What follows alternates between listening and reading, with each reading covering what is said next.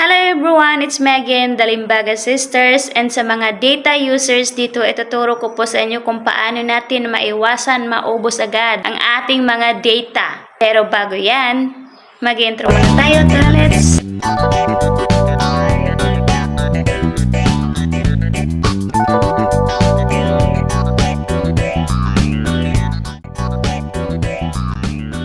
Pisahan ang ating video for today. Pindutin lamang ang Facebook icon. Next, pindutin ang tatlong line sa upper right side. Pindutin ang settings. Scroll up. Pindutin ang media. So guys, dito nakalagay ngayon sa video quality ang optimize, adjust video to network condition. So, kailangan lang natin itong i-uncheck, and then ito yung kailangan natin yung data saver. Use up to 40% less data by reducing video quality.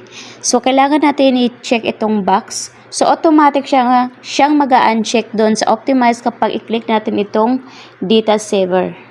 Ayan. So, next, scroll up. Dito naman sa autoplay. Ang naka-check ngayon ay on mobile data and Wi-Fi. So, kailangan natin itong ma-uncheck guys. At ilalagay natin siya sa never autoplay videos.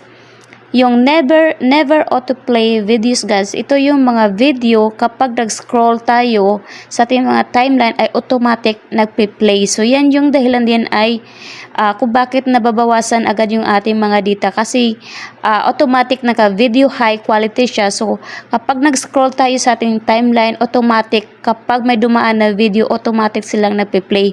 So, kailangan natin siyang i-off. Pindutin lang natin itong never autoplay videos. Ayan. So, automatic mag-a-uncheck yung on mobile data and Wi-Fi. Yan. So, ganun lang kadali guys. Itong dalawang to, kailangan nyo lang itong i-check para naman hindi makaubos agad yung mobile data nyo. Yan. Yung dalawa na yan ang dahilan kung bakit mabilis maubos ang inyong mobile data. So, that's all for today's video guys. Sana ay may natutunan kayo sa video ko na ito.